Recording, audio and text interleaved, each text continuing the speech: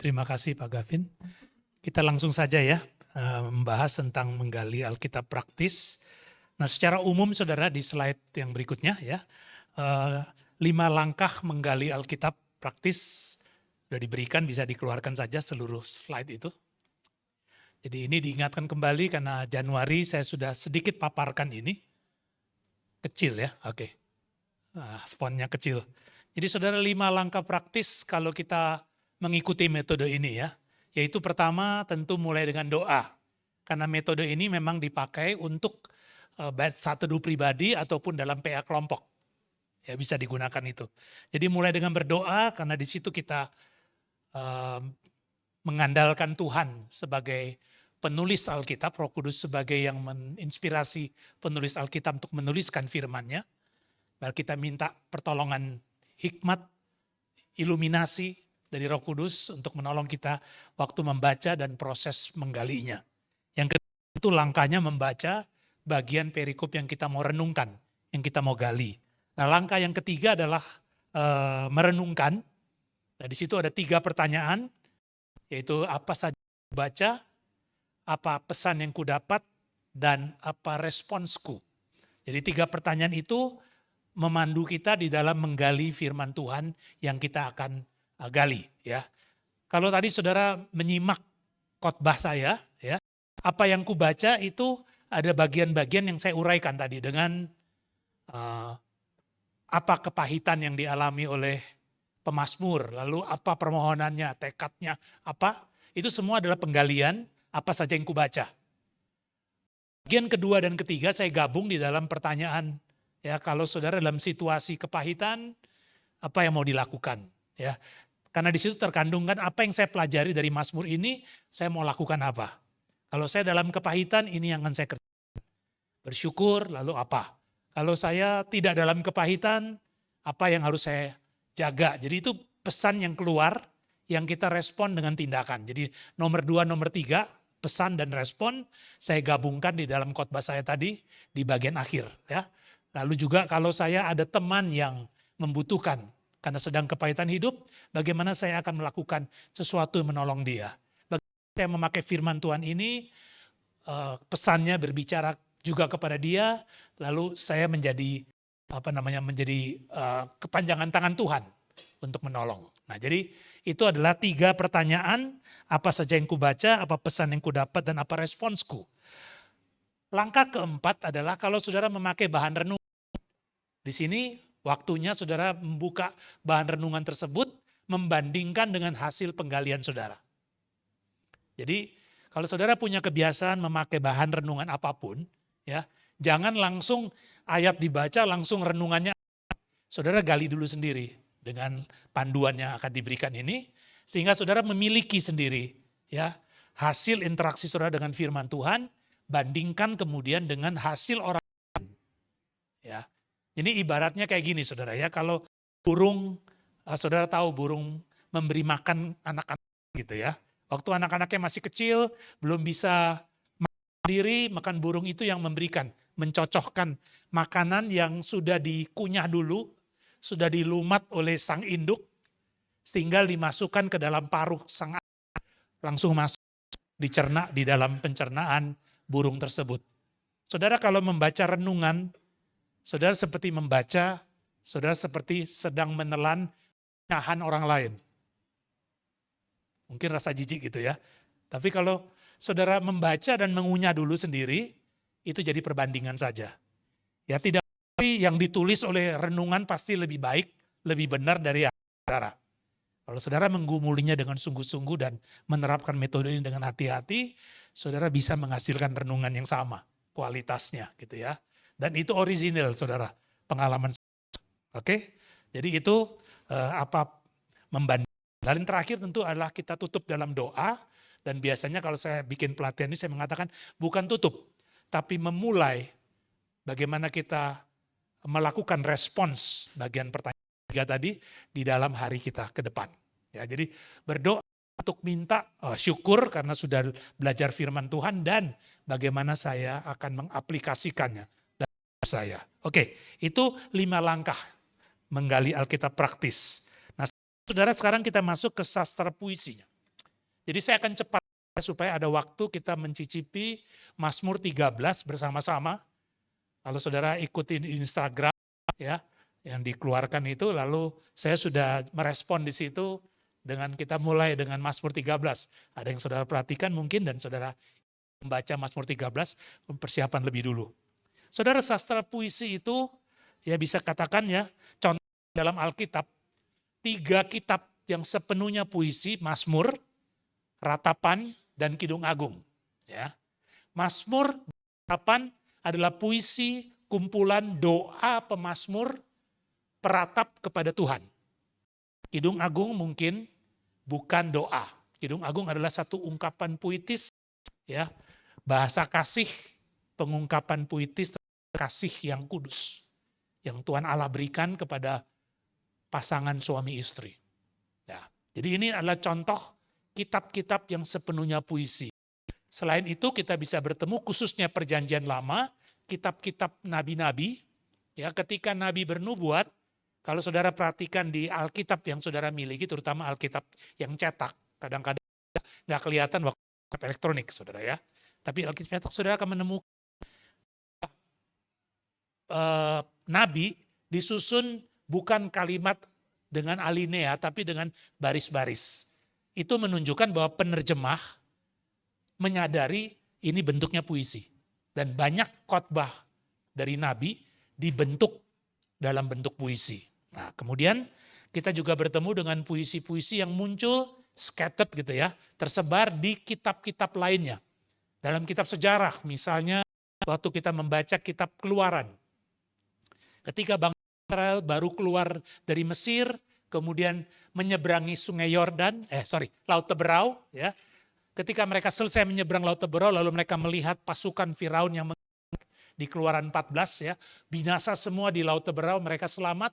Di pasal 5 kita bertemu dengan puisi yang digubah oleh kakaknya Musa dan Harun sebagai syukur, pujian kepada Allah yang sudah memimpin mereka menyeberang Laut Teberau dan bagaimana Tuhan membinasakan pasukan Firaun yang menyerang mereka. Jadi itu satu puisi yang mengungkapkan, ini Mazmur pujian namanya ya. Dari Keluaran pasal 15 yang digubah oleh Miriam, dan boleh kata ini mungkin Mazmur pertama gitu ya, yang diungkap untuk menyatakan Allah seperti apa. Dan contoh-contoh lain bisa ditemukan kujur kitab-kitab sejarah. Nah saudara, puisi Ibrani. Jadi kalau kita membaca puisi, nomor 1 adalah coba menangkap perasaan yang ada di dalam pemazmur, ada yang tertuang di dalam kata-kata puitis dari si pemazmur.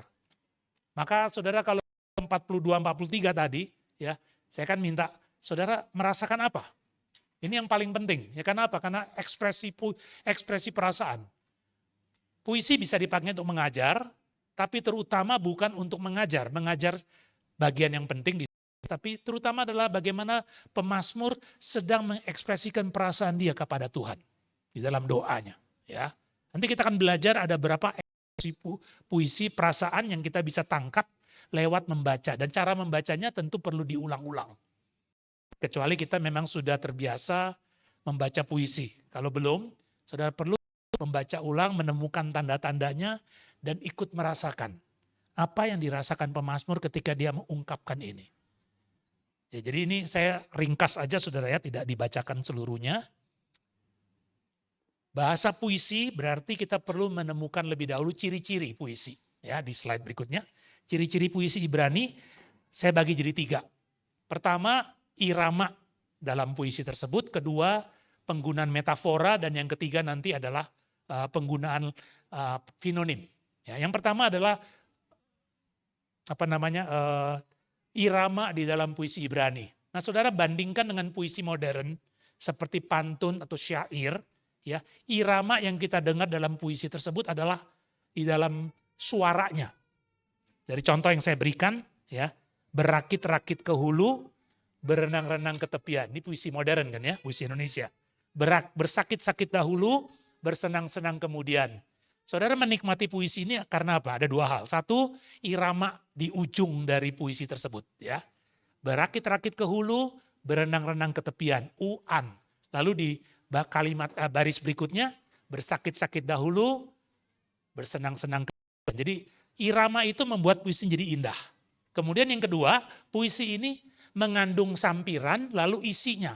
Apa tujuannya? Karena tujuan puisi ini memang satu nasihat pengajaran yang bukan doktrinal sifatnya, tapi pengajaran praktis. Ya.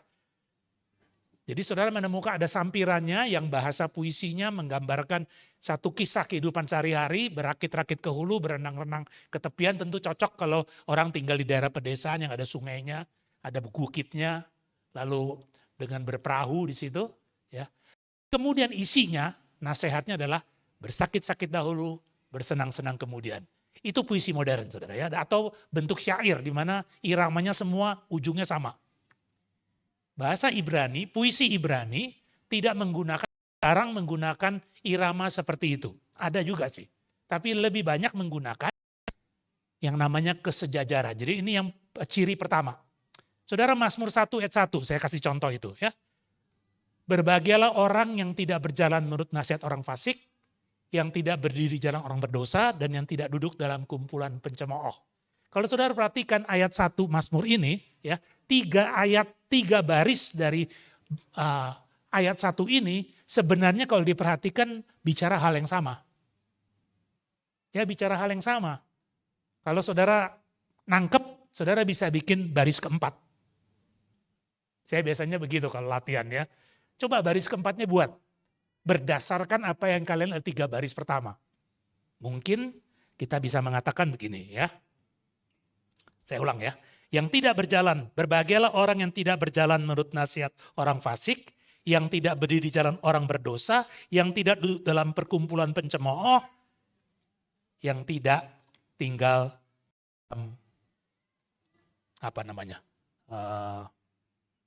yang tidak ikut-ikutan dengan perbuatan orang jahat. Saya bikin itu puisi. Memang nggak tepat sekali sih. Karena tujuan puisi bukan mengajarkan kalimat-kalimat yang harus mengandung makna yang tepat. Tidak, puisi tujuannya adalah mengungkapkan perasaan apa yang pemazmur yakini tentang kehidupan orang benar dalam Mazmur 1 ini. Jadi 3 kalimat, 3 baris itu tujuannya ke satu titik. Apa? Kamu orang benar akan bahagia hidupmu kalau kamu nggak sembarangan. Kalau kamu bergaul dengan orang berdosa, atau orang fasik, atau kumpulan kamu akan jadi seperti itu. Kira begitu saudara. Ya. Jadi ini bahasa ciri khas puisi yang pertama. Kesejajaran sinonim namanya ya. Di slide berikut terangkan itu. Kesejajaran sinonim. Ya. Kedua, ciri yang kedua dari kesejajaran ya. Yaitu kesejajaran antitesis. Kesejajaran antitesisnya justru baris pertama dilawankan dengan baris kedua. Kalau tadi kan yang ayat 1 ini, pertama, baris kedua, baris ketiga, itu artinya kurang lebih sama. Nasihatnya kurang lebih sama. Ayat 2 dari Mazmur 1, jadi biasanya kalau ada latihan, waktunya cukup, saya akan ajak kita lihat dan pelajari Mazmur ini secara detail ya. Tapi ini saya pandu saja sedikit. Kesejajaran antitesis berarti apa? Ide pertama dilawankan ide yang kedua. Contohnya di ayat 6. Ayat kedua sebenarnya juga ya, tapi ayat 6. Ayat kedua masih sinonim. 6 mengatakan, Tuhan mengenal jalan orang benar, tetapi jalan orang fasik menuju kebinasaan. Jadi ide tentang jalan itu dipakai untuk menjelaskan jalan orang benar seperti apa, lalu lawannya jalan orang fasik seperti apa.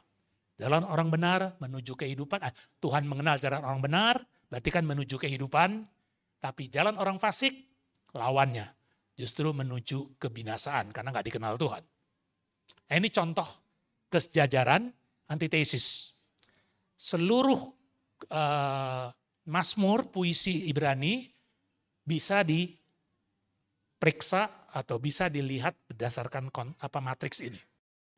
Nah kalau sudah bukan ada ayat-ayat sepertinya nggak cocok sinonim atau antitesis, maka kita bertemu corak yang ketiga yang disebut sintesis.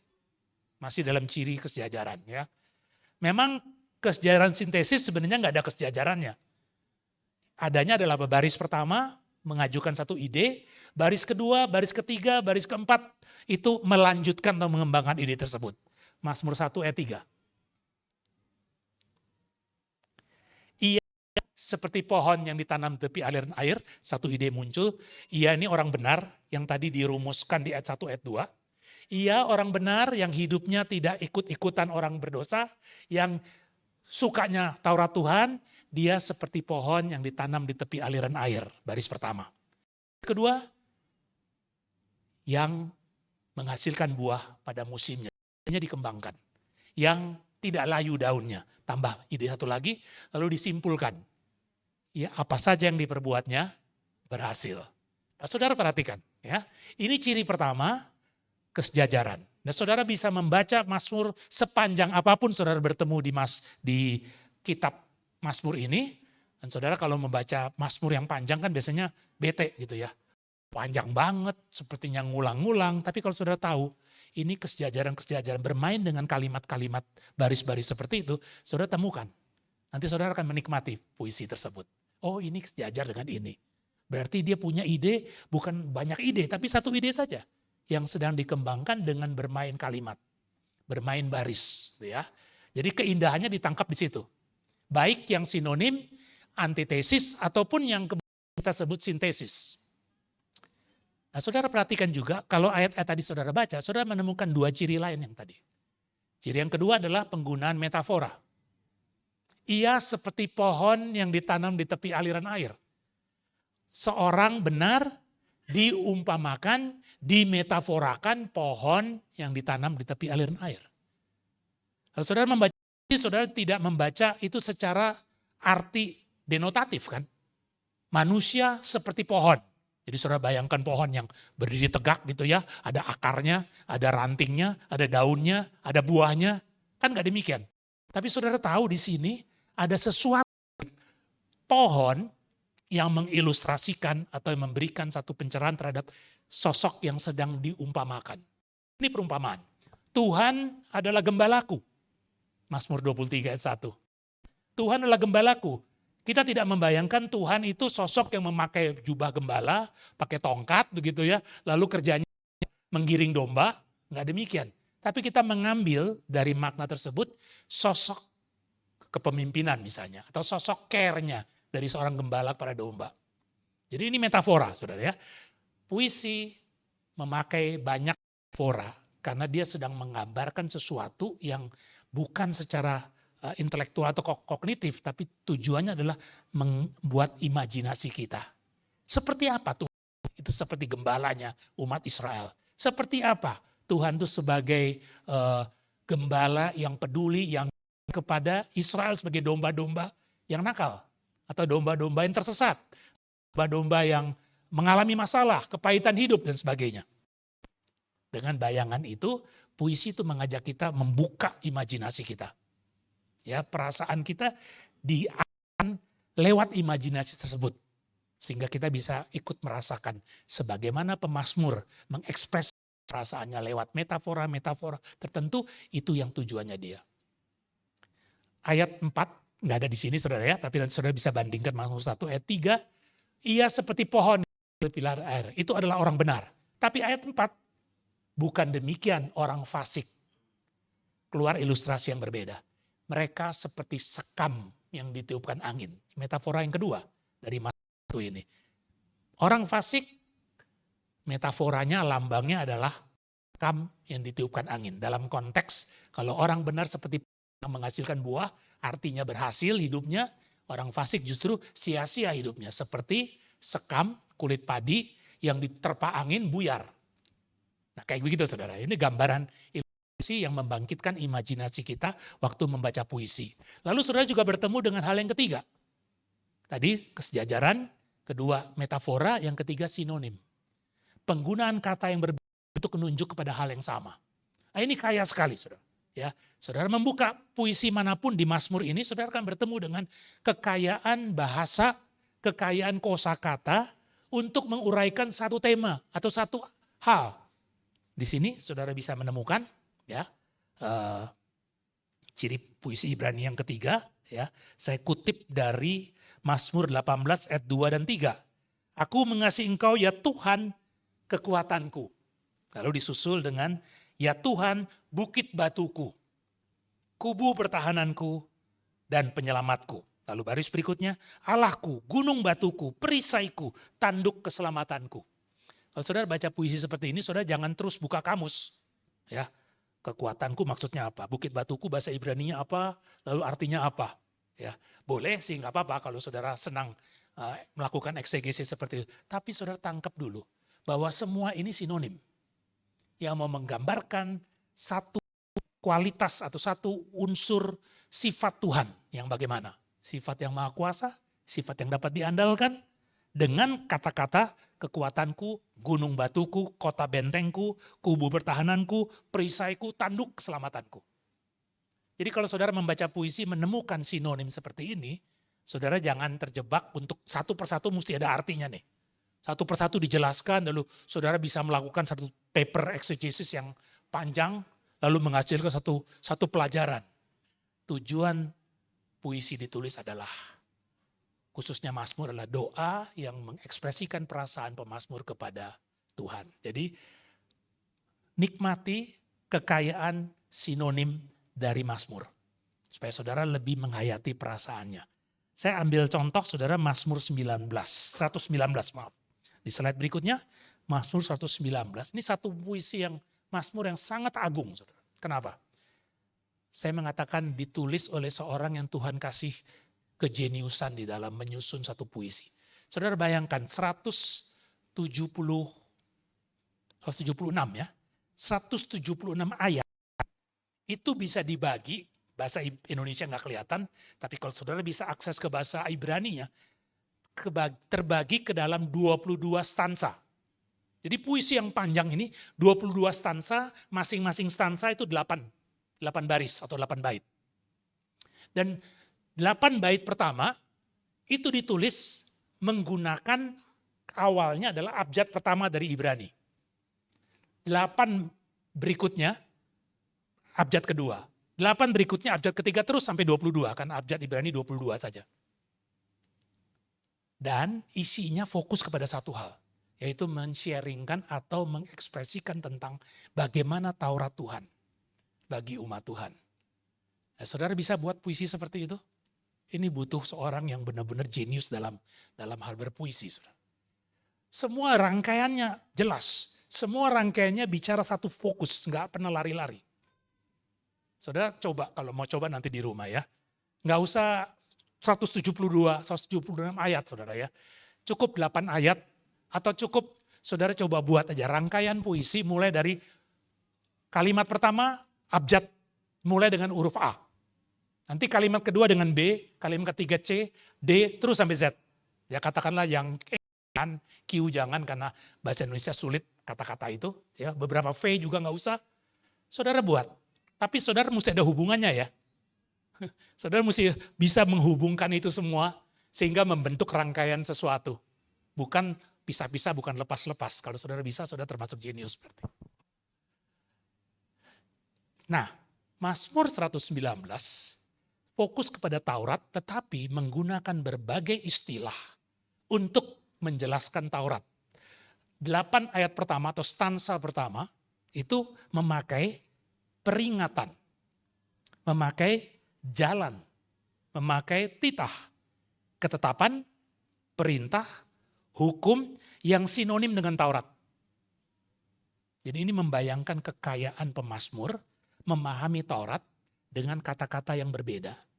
Taurat sebagai perintah Tuhan, Taurat sebagai janji Tuhan, nanti di ayat lain muncul. Taurat sebagai jalan hidup, Taurat sebagai hukum yang legal, Taurat sebagai ketetapan, dan seterusnya. Kira-kira ada beberapa lagi, mungkin sekitar 10 atau sampai 11 sinonim yang digunakan Taurat, menggantikan Taurat di seluruh Mazmur 119. Jadi sesuatu yang sangat amazing saudara ya. Jadi membaca Mazmur, jangan saudara baca sebagai satu essay. Jangan baca sebagai satu paper. Jangan baca sebagai satu pengajaran doktrin. Juga jangan baca sebagai sebuah cerita. Bacalah sebagai puisi. Langkah pertama, tangkap perasaan. Lalu kalau sudah mulai nangkap perasaan yang dominan, kejar perasaan itu. Dari situ saudara akan diperkaya dengan perasaan-perasaan pemazmur. Berikutnya saudara, ada 4 perasaan utama yang bisa kita temukan waktu kita membaca Mazmur. Yang pertama saudara perasaan pujian, yang kedua syukur, yang 3 keyakinan, dan yang keempat keluhan. Slide-slide berikutnya menjelaskan satu persatu ya. Mazmur pujian seperti apa, Mazmur syukur seperti apa, Mazmur keyakinan seperti apa, lalu yang terakhir yang kita akan fokus, Mazmur ratapan atau keluhan. Secara singkat saudara, Mazmur pujian adalah satu ungkapan perasaan kekaguman akan Tuhan, akan sifat dia, karakternya dia, dan akan perbuatan agungnya dia. Jadi Mazmur pujian biasanya dimulai dengan ajakan. Pujilah Tuhan, hai jiwaku. Jadi mengajak jiwa untuk memuji Tuhan. Pujilah Tuhan, segala yang bernafas. Dan setelah itu, setelah ajakan, alasan diberikan. Kenapa memuji Tuhan? Jadi saudara akan menemukan banyak Mazmur ketika saudara baca, ini ada ajakan memuji Tuhan. Seperti ini Mazmur pujian. Saudara baca dulu, ya, rasakan seperti apa pemazmur mengangkat pujian kepada Tuhan. Apa yang dari Tuhan yang dipuji. Saudara akan menemukan khususnya Mazmur pujian adalah karakter Tuhan atau perbuatan besar Tuhan. Yang kedua saudara Mazmur syukur. Sangat dekat dengan Mazmur pujian tetapi arahnya sedikit berbeda. Mazmur syukur juga begitu, mengajak orang bersyukur dengan alasan yang sedikit berbeda. Kalau Mazmur pujian memuji Allah karena kebesarannya, memuji Allah karena sifatnya tertentu, atau memuji Allah karena perbuatan besarnya. Tapi Mazmur syukur biasanya lebih personal. Bersyukurlah kepada Tuhan karena dia baik. Bersyukurlah kepada Tuhan karena dia menyembuhkan sakitmu. Bersyukur kepada Tuhan karena dia mengampuni dosamu. Jadi dalam Mazmur syukur merespons perbuatan Tuhan dalam hidup seseorang. Mazmur pujian merespons karakter kebesaran keagungan Tuhan. Itu perbedaan tipis mungkin ya, tapi itu perbedaan yang ada. Jadi Mazmur syukur, Mazmur pujian positif semua. Dan selalu ada ajakan. Jadi saudara nanti belajar membedakan Mazmur satu dengan Mazmur lain berdasarkan ciri-ciri ini, tapi saudara resapi juga. Benar enggak ini syukur? Benar enggak ini pujian gitu ya? Ini ciri-cirinya. Yang ketiga Mazmur keyakinan. Mazmur 1 tadi saudara kita pakai sebagai contoh. Itu contoh dari Mazmur keyakinan. Di situ enggak ada ajakan memuji Tuhan. Tidak ada ajakan bersyukur. Tapi ada statement-statement positif tentang Tuhan. Atau tentang kebaikan Tuhan. Atau tentang alam ini yang adalah ciptaan Tuhan. Jadi satu pernyataan keyakinan. Tuhan adalah gembalaku. Mazmur 23. Tuhan adalah terang dan keselamatanku. Aku melayangkan mataku ke gunung-gunung. Dari manakah datangnya pertolonganku? Pertolonganku ialah dari Tuhan yang menjadikan langit dan bumi. Itu pernyataan iman, keyakinan iman dari pemazmur 121. Jadi Mazmur ini saudara, mengekspresikan keyakinan iman, jadi doa yang menyatakan keyakinan iman pada Tuhan. Dia bukan pujian, dia bukan syukur, tapi statement of faith. Nah ini yang 3 macam Mazmur, perasaan Mazmur yang sifatnya positif. Dan kita masuk yang keempat, saudara, karena kita mau fokus di sini. Ya, Mazmur keempat itu Mazmur keluhan. Maka khotbah saya tadi memakai Mazmur keluhan. Ya, saudara bisa merasakan kepahitan pemazmur ketika baca ulang atau ketika mendengar uraian saya, pelan-pelan saudara hayati itu sendiri. Nanti pulang ke rumah saudara baca lagi Mazmur 42, 43. Sampai saudara bisa nangkep benar-benar perasaan pemazmur. Memang kadang membutuhkan membaca ulang supaya kalimat demi kalimat puisinya itu teresap ke dalam diri kita. Lalu imajinasikan kalau saudara sudah bisa menangkap konteksnya. Ya, memang konteks ini tidak bisa dimutlakan karena pemazmur tidak tuliskan konteksnya. Tapi kita boleh menangkap berdasarkan apa? Berdasarkan sejarah Israel. Jadi kenapa keluar saya berani pakai konteks pembuangan? Karena waktu saya belajar tentang pembuangan, situasi seperti apa, baca Mazmur ini sepertinya kena. Nah saudara, tapi saya nggak mutlakkan pasti harus begitu. Ya, sekali lagi tadi dalam khotbah saya sudah mengatakan konteks dari banyakkan Mazmur tidak diberikan. Kita hanya bisa menemukannya kalau kita baca berulang, kita tahu sejarah Israel, lalu kita mulai menempatkan. Ini kira-kira peristiwa apa yang menyebabkan Mazmur ini muncul. Sehingga doa ini muncul. Saudara mungkin surprise kalau saya mengatakan Mazmur 23, statement of faith dari pemazmur, entah Daud atau siapa menulis, ada yang menafsirkan Daud. Lalu dia berikan satu konteks. Mazmur 23 itu bukan muncul pada waktu Daud merasa aman, tentram dalam kehidupan, lalu dia keluarkan satu pernyataan iman, Tuhan adalah gembalaku. Tidak. Menurut buku ini saya senang bacanya ya saudara, eksposisi Mazmur 23, dia mengatakan, penulisnya kalau nggak salah namanya Ian Barclay. Ya. Udah lama sekali, diterbitkan di BPK Gunung Mulia. Saya kira sudah pernah ada edisi revisinya di bahasa Indonesia ya. Tentu bahasa Inggris terjemahan. Saudara Ian Barclay, dia mengatakan ketika dia gumulin baca Mazmur ini berulang, cari tahu konteks apa yang paling cocok, dia menemukan. Dan saya rasa cocok sekali. Mazmur ini menurut Barclay, dia ditulis pada masa justru Daud sedang mengalami setback, kemunduran. Yaitu pada waktu dia harus melarikan diri ketika dia dikudeta oleh Absalom. Saya sudah baca ceritanya di 2 Samuel. Ya.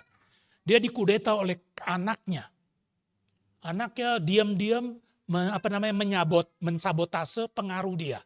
Pengaruh sang raja ini, rakyat banyak berpaling suka kepada Absalom.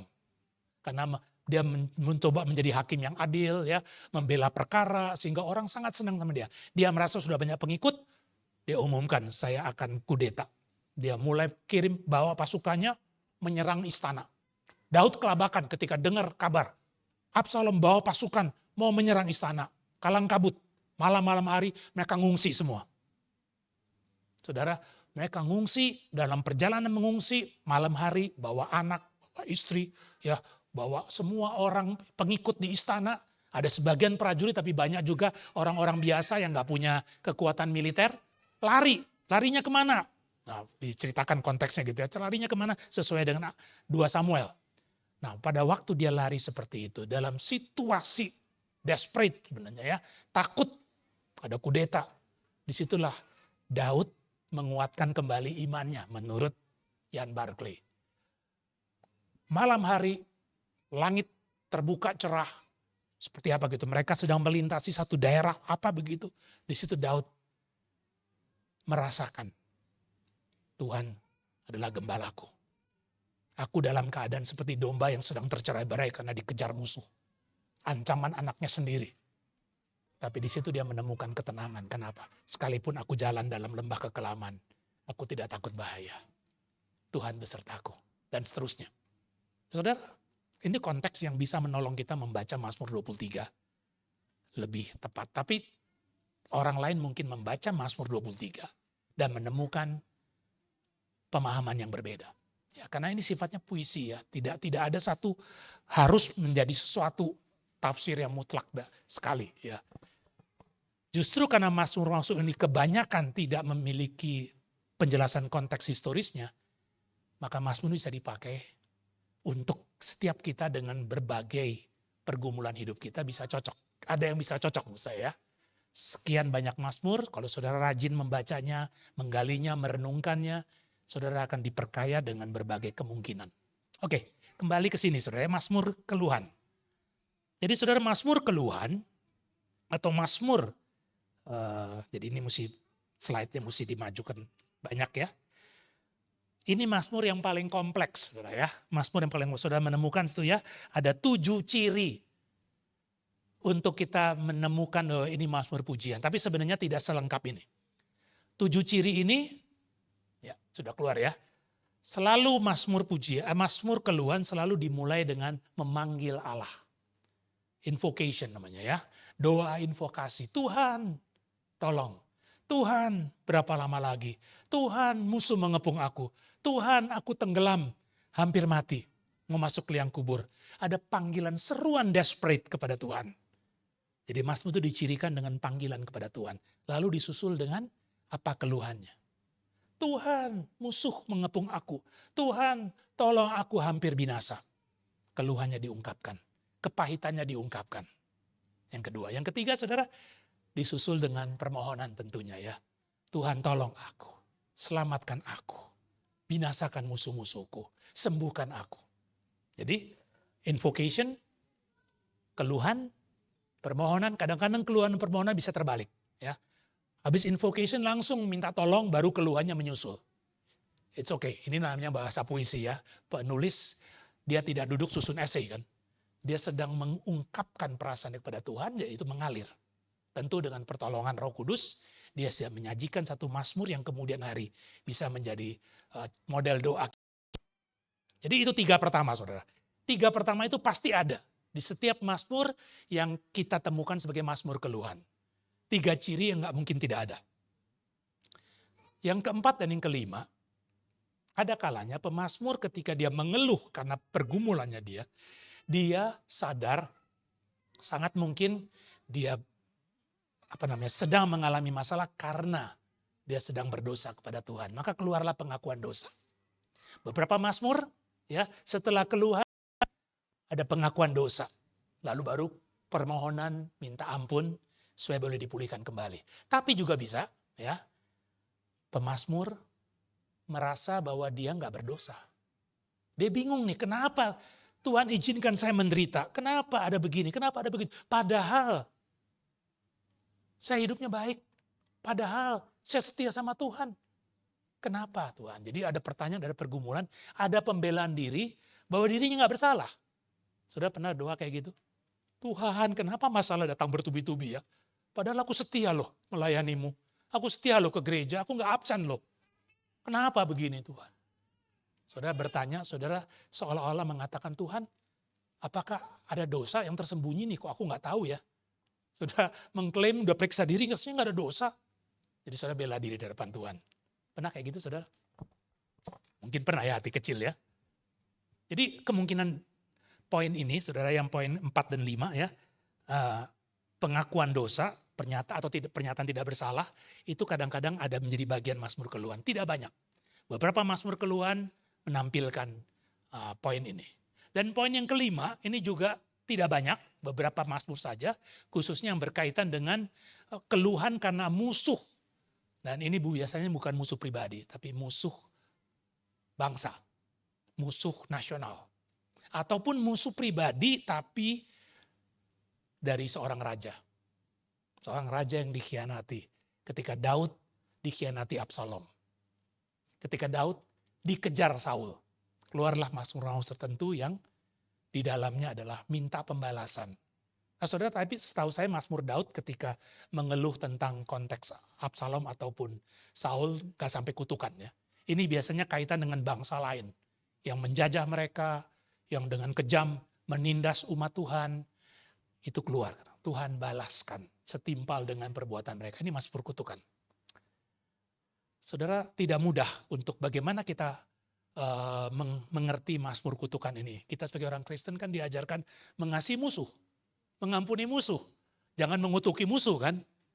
Tapi saudara, waktu saudara mendapat mazmur ini, walaupun hati saudara mungkin berontak, tapi kalau saudara pernah mengalami kepahitan seperti mazmur 42-43, mungkin saudara dalam hati mengatakan, iyalah Tuhan, cocok ini. Mungkin dalam hati kecil, habis itu saudara bantah, enggak boleh demikian. Pernah gitu saudara? Dapat orang yang saudara sangat kesel karena mengganggu saudara. Satu sisi saudara ingin dapat balasan dia.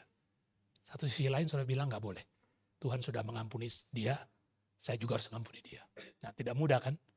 Saudara, ini puisi, doa yang realistis. Saya kira salah satu faedah belajar mazmur adalah saudara diajar untuk di hadapan Tuhan jujur dalam berdoa. Saudara merasa nggak bisa mengampuni orang. Saudara jangan simpen itu. Tidak, saya harus mengampuni lalu doa saudara adalah doa yang sangat baik. Saudara katakan, Tuhan, saya tidak bisa mengampuni dia. Jujur, Tuhan, saya benci dia. Sampai mati pun, mungkin ada yang begitu ya. Sampai mati pun saya nggak akan mengampuni. Tapi kalau saudara jujur di hadapan Tuhan, seperti mazmur-mazmur keluhan yang ada, saudara akan menemukan nanti bersama dengan mazmur keluhan ini, saudara bisa terhibur. Atau saudara bisa dikuatkan untuk mengungkapkan kata pengampunan atau bertahan di dalam penderitaan Di tengah kepahitan tidak jatuh terpuruk, bahkan saudara bisa seperti Mazmur 42, 43 tadi. Stop mengeluh, stop pahit, bersyukur lagi kepada Tuhan. Ada tempat di mana saudara bisa mengeluarkan yang positif di tengah-tengah. Dan mazmur-mazmur keluhan, semua mazmur keluhan, saudara ya, tidak kecuali satu mazmur. Tidak ada yang berhenti hanya pada mengeluh. Selalu ada poin di mana dinamikanya naik positif. Walaupun nanti tenggelam lagi saudara, karena situasinya belum berubah. Lagu tadi yang Mazmur 42 itu kan sangat indah ya. Walaupun situasinya gak berubah, ya, walaupun masih sedih, walaupun masih masalah, tapi bisa praising God. Ya, itu tujuannya Mazmur. Mazmur keluhan masuk ke dalam kumpulan lagu-lagu doa kepada Tuhan. Kita diajarkan berdoa dengan jujur. Kalau memang kita nggak mengerti, katakan kepada Tuhan, saya nggak mengerti. Kita lagi marah sama Tuhan, katakan Tuhan saya marah karena kepahitan hidup saya. Tapi waktu saudara berdoa dengan jujur, saudara sedang mengangkat diri saudara kepada Tuhan dan Tuhan memberikan saudara kekuatan. Itu yang bisa kita pelajari. Maka saudara, keenam dan ketujuh, keyakinan akan jawaban Tuhan dan kemudian pujian atau berkat juga hampir selalu ada di dalam mazmur-mazmur keluhan. Oke, lanjutkan ini. Tadi mungkin pertanyaannya kan belum dijawab ya. Kalau mazmur kutukan kita harus gimana membacanya, saudara? Saya kira ada dua hal. Satu, waktu kita baca kita ingat ini umat perjanjian lama. Ya, umat yang menghadapi realitas musuh yang kejam, bangsa-bangsa yang kejam, sehingga ini ekspresi mereka di dalam kepahitan. Ekspresi yang wajar karena mereka belum mengalami atau belum menyadari sepenuhnya anugerah pengampunan dalam Tuhan Yesus. Dengan kita umat perjanjian baru, kita sudah mengalami anugerah Tuhan. Sehingga waktu kita membaca doa ini, kita mungkin cukup sampai empati dengan si pemazmur. Ternyata bergumulnya begitu ya. Itu juga pergumulan saya. Cuman bersyukurnya apa? Saya sudah mengalami anugerah Tuhan yang mengampuni saya. Sehingga saya tidak perlu ikut-ikutan mengutuk musuh saya. Dengan pikiran seperti itu, membaca mazmur-mazmur kutukannya. Saudara bisa memahami pergumulan pemazmur, dan saudara bisa mengatakan terima kasih Tuhan. Walaupun pemazmur seperti itu, tapi saya tidak perlu seperti itu. Kenapa? Karena Tuhan sudah mengampuni saya, Tuhan juga mengampuni, mengasihi orang yang memusuhi saya. Ada kekuatan untuk tidak mengutuk, bahkan untuk mendoakan. Jadi saudara bisa memakai mazmur tersebut, mengaminkan bahwa ini memang pergumulan yang real. Saya pun sebenarnya gak seperti itu, tapi saya punya Tuhan Yesus yang sudah lebih dulu mengampuni saya. Jadi itu mazmur bisa kita selesaikan. Kita orang Kristen, saudara ya. Jadi bukan mengabaikan, bukan menganggap nih salah nih, nggak ada, jangan dibaca. Bacalah. Dari bagian doa, tapi kemudian saudara syukuri. Karena apa? Saya tidak perlu sampai memberikan kutuk. Tapi saudara ada hal ketika pemazmur melakukan sampai kutukan, itu biasanya ditujukan kepada bangsa musuh yang kejam. Jadi yang diangkat oleh pemazmur, itu bukan personal vendetta, bukan balas dendam pribadi. Tapi mau bicara, Tuhan tegakkan keadilanmu. Mereka yang jahat, biarlah Tuhan juga hukum. Sebagaimana Tuhan sedang menghukum kami. Kitab Habakuk yang sedang dibahas oleh Pak William kan. Kitab Habakuk kan juga, Habakuk menggumuli keadilan Tuhan. Ya, Tuhan, bangsaku penuh dengan kekacauan, amoralitas dan segala baik. Ya, terus Tuhan jawabnya apa? Aku kirim Babel untuk menghukum. Tuhan, Babel kan lebih jahat dari kami. Bagaimana mungkin kau kirim Babel yang jahat untuk kami? Bagaimanapun kami jahat, kami umatmu. Terus Tuhan bilang apa? Babel juga akan dihukum. Jangan adil. Kamu gak mengerti, percaya. Percaya Tuhan. Orang percaya, orang dibenarkan oleh imannya. Nah percaya. Kalimat yang famous dari Habakuk yang kemudian dikutip juga oleh Paulus di Roma. Ya. Jadi itu pergumulan yang melahirkan iman yang sejati. Ya, iman yang sejati bukan ketika bergumul lalu coba anggap nggak ada, deal with it, dan dealnya bersama dengan Tuhan. Nah, Mazmur ini menolong kita deal dengan Tuhan di dalam setiap pergumulan iman kita. Jadi semua Mazmur keluhan, saudara ya, kalau saudara baca, saudara pakai untuk jadi doa, saudara akan menemukan masa-masa pergumulan tertentu, Mazmur tertentu bisa cocok dengan diri saudara. Kayaknya cocok. Kepahitannya rasanya sama. Nah, tidak semua sama kan saudara ya. Paling sedikit ada 3 keluhan pemazmur. Ya. 1 keluhan karena dia mengalami sakit hampir mati. Jadi dia mengeluh minta tolong sembuhkan saya. Tadi saya katakan ya, ada mazmur yang mengatakan kalau aku mati siapa yang memuji engkau? Jadi kelihatan dirohanikan ya. Tapi ini pergumulan pemazmur. Kalau aku mati Tuhan, siapa yang akan memuji engkau? Aku nggak bisa memuji engkau di dunia orang mati. Sembuhkan aku supaya aku terus memujimu. Keluhan pertama adalah karena sakit. Keluhan kedua adalah karena musuh. Tuhan, musuh menekan aku. Tolong selamatkan aku. Keluhan ketiga adalah karena dosa. Pengakuan dosa tadi ya. Tuhan, aku sadar aku berdosa. Engkau sedang mendisiplin aku. Ampuni aku Tuhan. Aku mau minta dipulihkan. Jadi biasanya kategori musuhnya tuh atau kan itu dari 3 hal itu. Ya. Jadi setiap kali saudara baca Mazmur keluhan, sudah menemukan perasaan keluhan, saudara coba lihat apa yang digumulkan pemazmur, dan itu nanti ada yang cocok dengan pergumulan kita. Dan saya percaya Tuhan akan menolong kita lewat Mazmur ini untuk berdoa yang benar.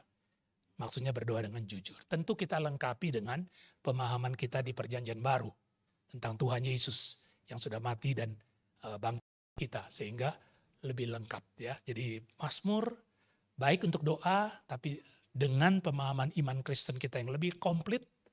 Ini prinsip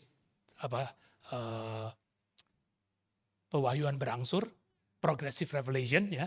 Jadi kita baca Mazmur, lalu kita kaitkan dengan Perjanjian Baru, lalu kita akan menemukan pemahaman yang lebih akurat. Oke. Nah, jadi saudara sekarang kita akan masuk ke dalam contoh lah ya, supaya waktu kita pakai efektif. Nah, apa saja yang kubaca? Jadi waktu kita masuk apa saja yang kubaca dan menemukan ini Mazmur keluhan, pertanyaan kita langsung adalah apa yang pemazmur keluhkan? Ya, apa yang pemazmur keluhkan? Jadi temukan, catat. Oh ini yang dikeluhkan. Seperti tadi Mazmur 42:3. Apa kepahitannya? 1, tidak punya akses. Itu kalimat kesimpulan saya gitu ya. Tapi saudara baca sendiri, saudara menemukan. Ini orang merasakan kehausan yang apa? Oh ini keluhannya dia. Tidak bisa merasakan Tuhan. Ada kehausan yang, saudara tahu kehausan itu bukan sekedar kehausan yang saya katakan. Kita ingin dekat sama Tuhan, baca firman Tuhan. Tapi kehausan yang sungguh-sungguh dan kehausan yang diakibatkan Tuhan sedang menghukum dia. Amos, kita buka satu Alkitab bagian Alkitab lain saudara ya. Supaya bisa menunjukkan pandangan ini nggak salah ya. Amos pasal 8, coba lihat. Amos pasal 8.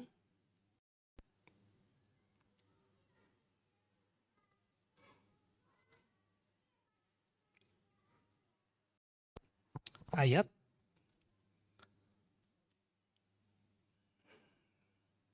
11, 12. Sesungguhnya waktu akan datang, demikianlah firman Tuhan Allah. Aku akan mengirim kelaparan ke negeri ini, bukan kelaparan akan makanan dan bukan kehausan akan air, melainkan akan mendengarkan firman Tuhan. Mereka akan mengembara dari laut ke laut dan menjelajah dari utara ke timur untuk mencari firman Tuhan, tetapi tidak mendapatinya. Nubuat penghukuman Amos kepada umat Israel, kerajaan utara, yang terus-menerus berontak sama Tuhan. Salah satu bentuk hukumannya, Tuhan datangkan kehausan, kelaparan akan firman, dan gak ada firman. Saya kira Mazmur 42-43 cocok dengan ini. Dengan kesadaran pemazmur saya di pembuangan karena sedang dihukum Tuhan. Kalau mereka nggak itu saudara, nggak ada mazmur kayak gini. Yang ada apa? Tuhan nggak adil, Tuhan jahat. Kenapa saya dihukum? Kita kan umat Tuhan. Umat perjanjian nggak mungkin dikalahkan oleh musuh. Itu keyakinan mereka karena nabi-nabi palsu, imam-imam palsu yang mereka sebelum mereka dihancurkan oleh Babel. Terus mereka berpegang selama bait Allah ada, kita tidak akan ditinggalkan Tuhan. Sampai Tuhan bilang, oke, kamu mengandalkan bait Allah, sekarang bait Allah dihancurkan. Hilang bait Allah, nggak ada tempat berpegangan, nggak bisa bikin ritual. Nah itu, kehausan yang melanda mereka. Bagian hukuman Tuhan, tapi sekali lagi, bagian dari hukuman Tuhan untuk membawa mereka pada pertobatan. Oke, kembali ke Mazmur, saudara ya. Jadi pertama, apa keluhannya? Kedua, apa permohonannya berdasarkan keluhan tersebut? Adakah pengakuan? Jadi kalau ada pengakuan dosa atau pembelaan diri merasa tidak bersalah, saudara boleh tanyakan. Tidak selalu Mazmur ada ke situ ya, saya bilang. Lalu yang terakhir, adakah dinamika perasaan pemazmur? Adakah tekad pemazmur? Nah ini yang saya katakan, Mazmur keluhan tidak pernah berhenti hanya mengeluh. Semua Mazmur keluhan ada dasarnya adalah doa orang beriman yang sedang bergumul dengan imannya tetapi tidak berhenti di dalam beriman. Maka dia berdoa. Kalau dia tidak beriman, saudara, yang terjadi apa? Dia nggak doa. Mula-mula dia doa, Tuhan kapan nggak jawab? Lama-lama, memang Tuhan nggak ada, ngapain saya doa? Saya berpaling kepada tempat, saya cari dewa yang lain mungkin, atau saya berusaha dengan kekuatan sendiri. Tapi karena dia berdoa, walaupun doanya sepertinya mempertanyakan Tuhan, itu menunjukkan dia masih beriman. Tuhan menghargai doa yang seperti itu. Dan Tuhan memberikan jawaban, baik langsung maupun tidak langsung, untuk iman seperti itu. Makanya saudara, dikatakannya, semua Mazmur keluhan, kecuali satu Mazmur nanti saya tunjukkan, saudara ya. Semuanya punya dinamika seperti ini. Di tengah-tengah keluhan, di tengah-tengah pergumulan, naik. Aku akan bersyukur sama Tuhan. Aku menantikan Tuhan menjawab. Bro, stop, berhenti mengeluh. Jangan teruskan.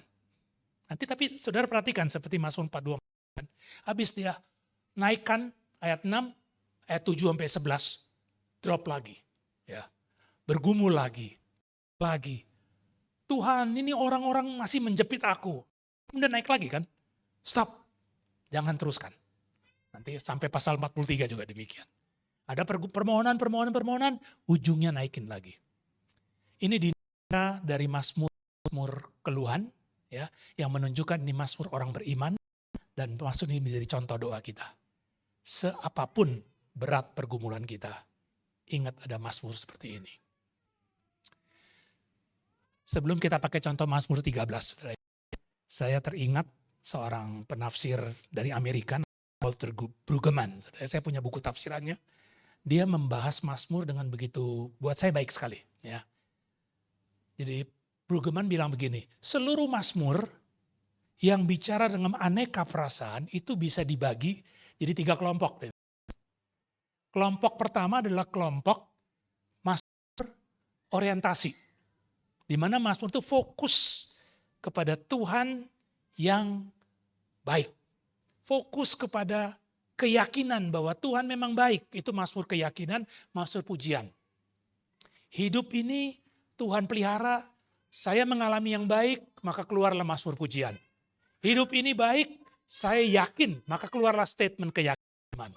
Tapi Brueggemann bilang begini, kadangkala Mazmur seperti ini dilantunkan, lama-lama ini menjadi yang saya pakai istilah take it for granted.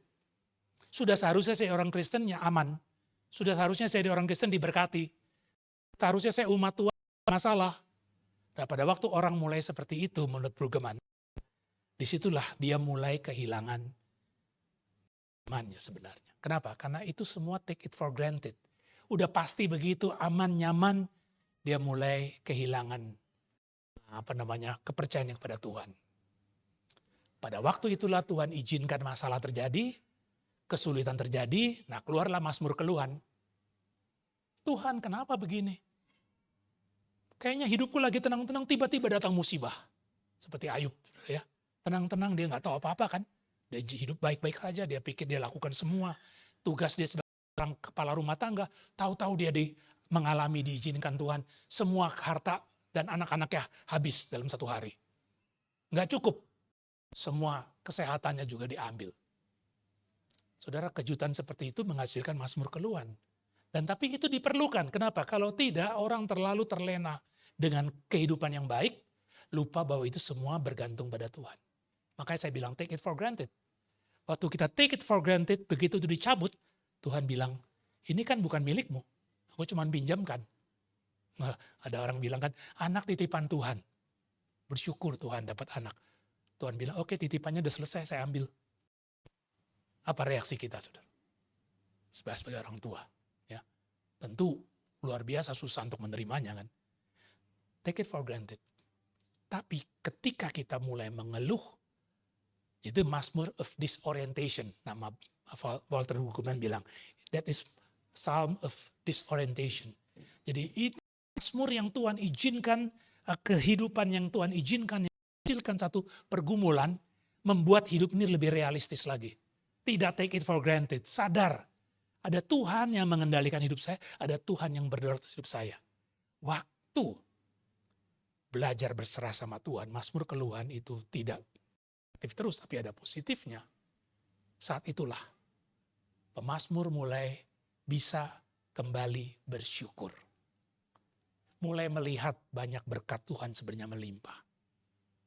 Lalu keluarlah mazmur-mazmur yang namanya new orientation atau reorientation menurut Walter Brueggemann.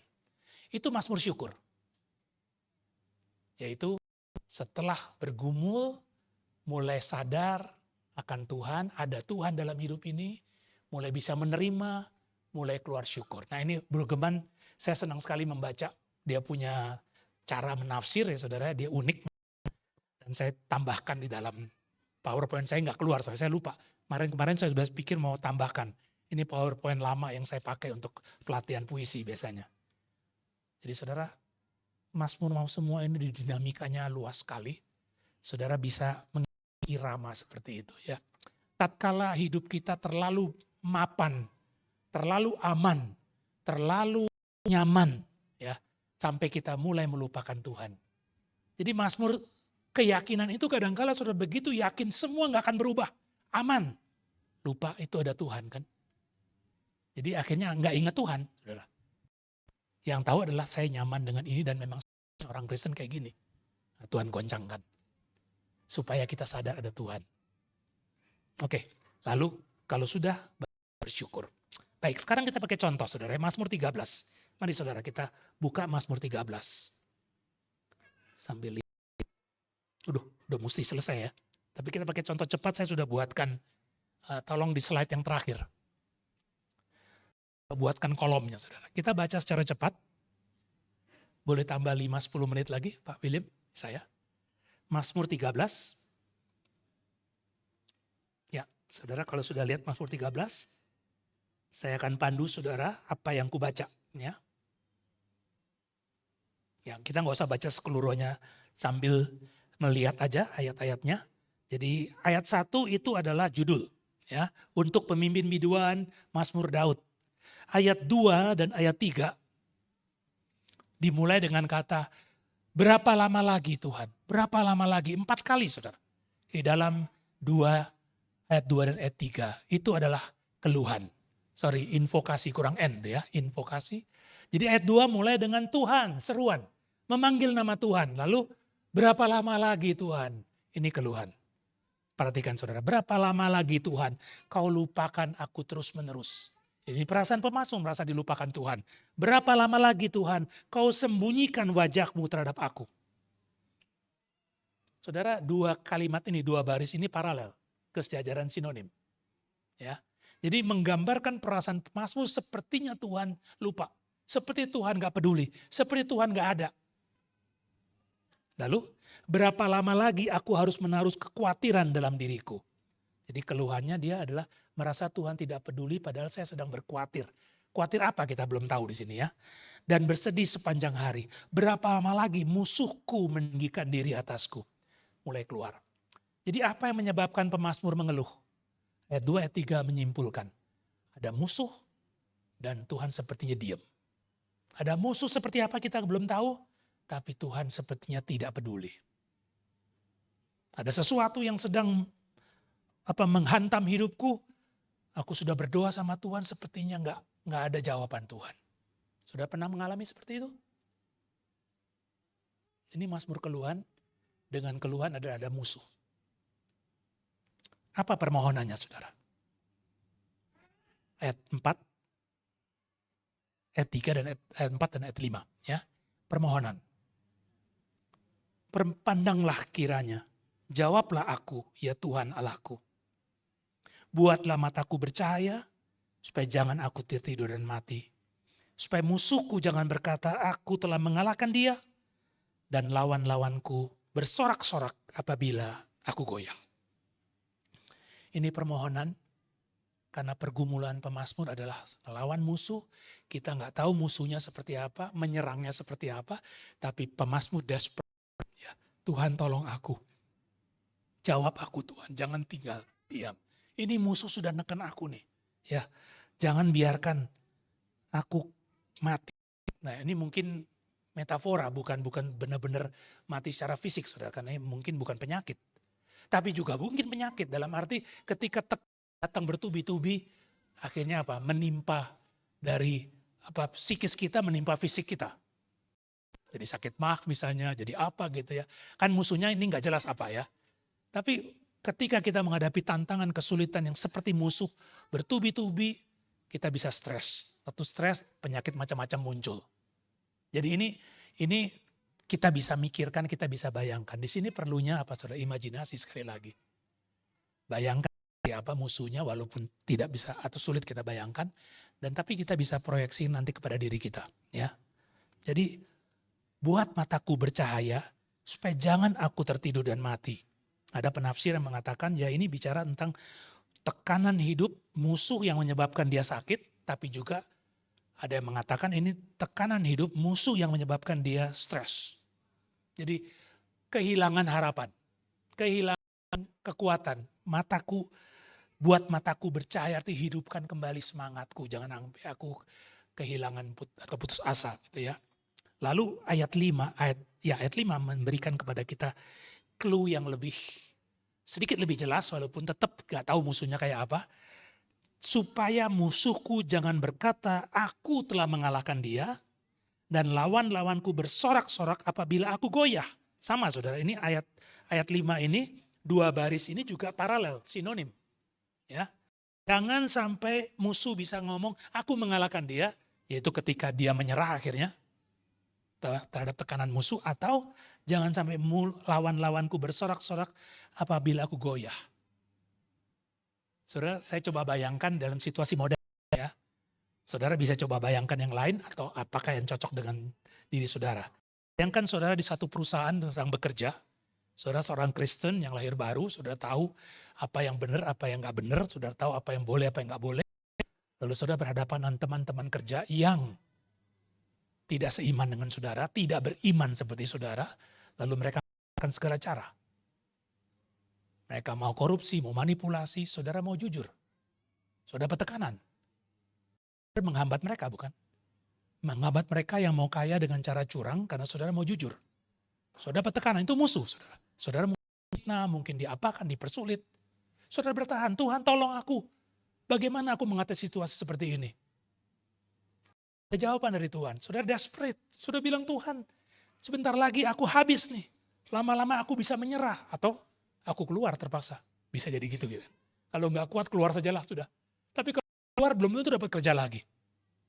Realistis. Pekerjaan sulit dicari. Kalau aku keluar nggak dapat kerjaan, lalu bagaimana keluargaku? Waktu saudara bergumul kayak begitu, Tuhan belum jawab. Lama-lama saudara bilang ya sudahlah tutup mata. Ya sudahlah, diam-diam aja. Saudara menyerah. Pemazmur gak mau kayak gitu. Tuhan jangan biarkan itu. Kalau sampai mataku kehilangan cahaya, berarti aku kehilangan harapan. Musuh akan bersorak. Nah kan, Sekarang dia ikut kita. Dia sudah nyerah, sudah kalah, sudah goyah. Permohonan pemazmur sungguh-sungguh desperate, dan dia angkat itu kepada Tuhan.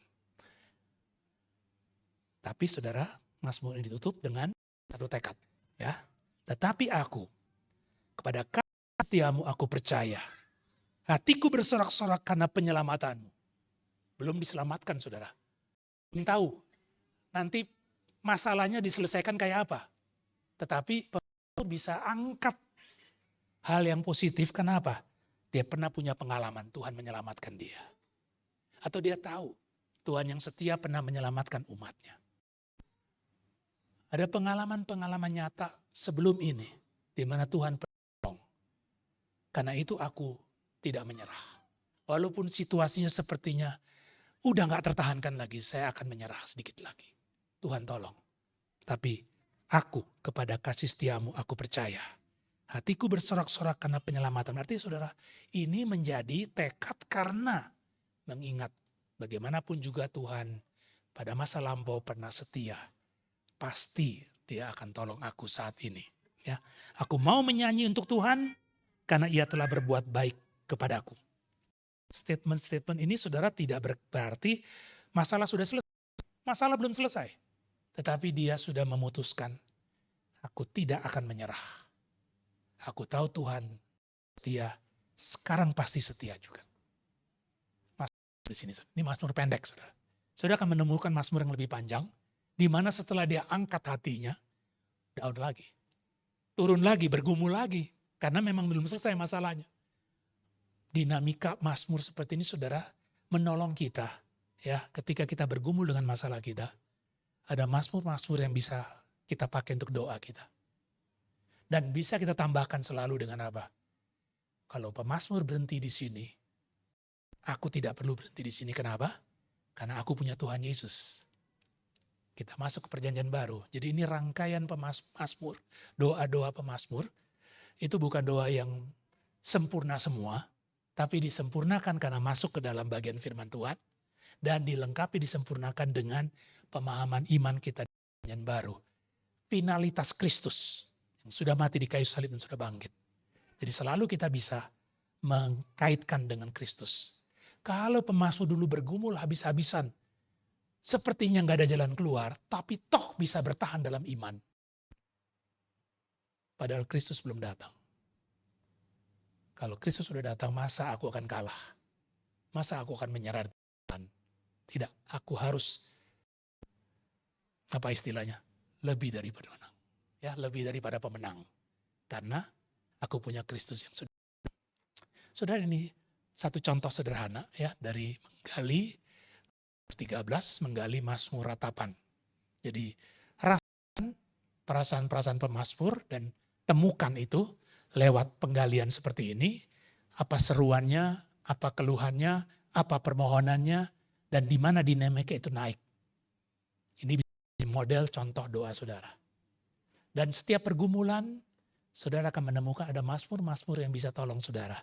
Tidak sama, tetapi saatnya saudara bisa tangkap. Saudara bisa memakai itu. Dan tentu untuk menghasilkan kehidupan doa yang lebih matang, lebih dalam, saudara perlu membaca mazmur ini cuma sekali-sekali. Selalu biasa diri untuk memakai mazmur ini sebagai kehidupan doa saudara. Mazmur ini 150 kan saudara ya, dengan aneka dinamika perasaan yang berbeda-beda. Kalau saudara coba, disiplin aja coba. Nggak usah digali lengkap saudara, tapi baca setiap hari. 5 mazmur. Panjang pendek variasi. Ya, tapi baca. Nggak usah digali terlalu panjang kecuali saudara cukup punya banyak waktu. Ya. Kalau enggak baca. Sebulan kan selesai 150 mazmur itu. Paling-paling saudara ketinggalan di mazmur 119 dan mazmur sejarah yang panjang-panjang. Tapi yang lain-lainnya cukup waktu. Hanya untuk familiarity, ya, merasakan bagaimana pemazmur berdoa dengan aneka pergumulan, aneka perasaan, baik yang positif, syukur, pujian, penyataan keyakinan iman maupun yang bergumul. Ini menjadi kekayaan harta karun istilahnya, yang saudara akan simpen. Seperti anak-anak sekolah minggu menghafalkan ayat sekolah minggu, saudara ya. Saudara juga boleh menghafal mazmur-mazmur. Ya, tidak semua mazmur, tapi mazmur-mazmur yang berbicara secara khusus pada saudara hafalkan. Satu waktu saudara bergumul, itu mazmur keluar lagi. Mengingatkan saudara, memberikan kekuatan buat saudara. Ya, dan terutama mazmur keluhan. Cocok sekali dengan kita sebagai manusia yang masih hidup dalam dunia berdosa, dunia penuh penderitaan, dunia penuh ketidakpastian. Kita gampang terombang-ambingkan. Mazmur ini bisa menjadi contoh model doa saudara di tengah pergumulan seperti itu. Dan saudara bisa belajar. Ini orang beriman. Mulai dengan jujur. Tuhan, saya nggak mengerti. Tuhan, saya nggak kuat. Tuhan, saya nggak siap. Tapi saya mau seperti pemazmur. Ajar saya, tolong saya. Oke, terakhir saudara, saya tunjukkan saja. Nanti saudara baca di rumah. Mazmur 88. Ini satu-satunya mazmur di tengah mazmur keluhan yang tidak ada nada positifnya. Yang bisa semua negatif. Satu-satunya mazmur keluhan yang tidak punya dinamika positifnya. Tapi sekali lagi saudara, ini mazmur orang yang beriman. Paling tidak, di tengah dia nggak bisa keluarkan yang positif, dia masih berdoa sama Tuhan. Saya tutup saudara ya.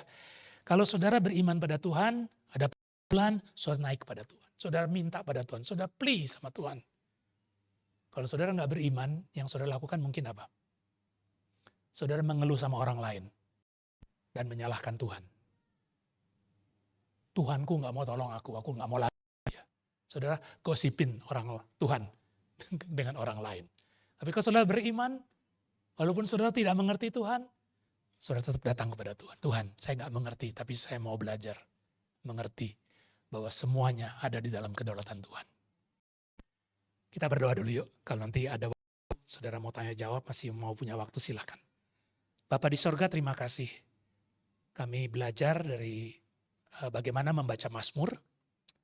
Ini bukan baca sekali, satu kali, dua kali baca, tapi perlu memang membaca dengan menyadari ini adalah doa yang tulus, yang jujur dari pemazmur kepada Tuhan dalam berbagai pergumulan hidup. Baik pada waktu hidup lancar, ada doa syukur, ada doa pujian, ada pernyataan keyakinan, maupun pada waktu hidup tidak baik-baik saja. Kami mulai merasakan tekanan hidup. Mazmur mengajarkan kami berdoa dengan jujur. Mazmur mengajarkan kami berdoa iman. Mengajarkan kami tidak berhenti berdoa. Walaupun Tuhan tidak menjawab atau belum kami merasakan jawaban Tuhan. Tapi kami tahu Tuhan adalah Tuhan yang dapat mengandalkan dalam hidup kami. Biarlah kami belajar bertahan sedikit lagi. Biarlah kami belajar tetap setia di tengah-tengah tekanan untuk kompromi. Karena Tuhanlah yang akan memberikan kekuatan pada kami. Dasar kami Tuhan adalah Engkau yang suci dan bangkit. Yang sudah membereskan masalah dosa sehingga walaupun kami masih bergumul dengan dosa. Tapi tahu akar dosa sudah Tuhan selesaikan di kayu salib. Sekarang kepastian keselamatan. Kami punya jalan hidup di Tuhan. Kalau kami kalah, kami bisa bangkit kembali karena dasar itu tidak pernah goyah. Terima kasih Tuhan, berkati. Waktu kami menyudahi pembelajaran singkat siang hari ini, kami bawa pulang, kami coba lakukan. Kami mulai mengatakan diri baca mazmur sebagai contoh-contoh doa kami. Lengkapi dengan pemahaman iman kami dari perjanjian baru.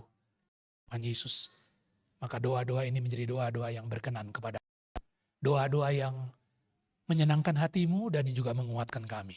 Di dalam nama Tuhan Yesus, kami bersyukur dan berdoa. Amin.